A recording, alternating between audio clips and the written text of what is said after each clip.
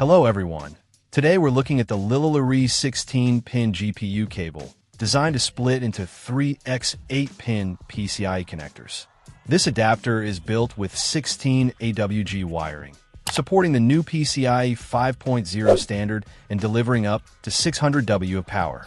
It features a 90-degree right-angle design for the 16-pin, 12 plus 4-pin connector, making it ideal for tight spaces and improving cable management. This adapter is specifically made for high-end graphics cards like the RTX 4090, 4080, and even older models like the 3090 Ti and 4070 Ti.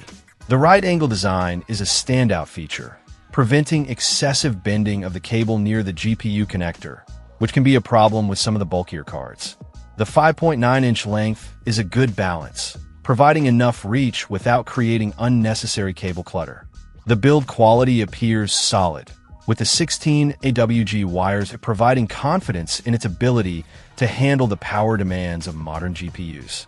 The connectors feel secure, and the overall construction seems durable.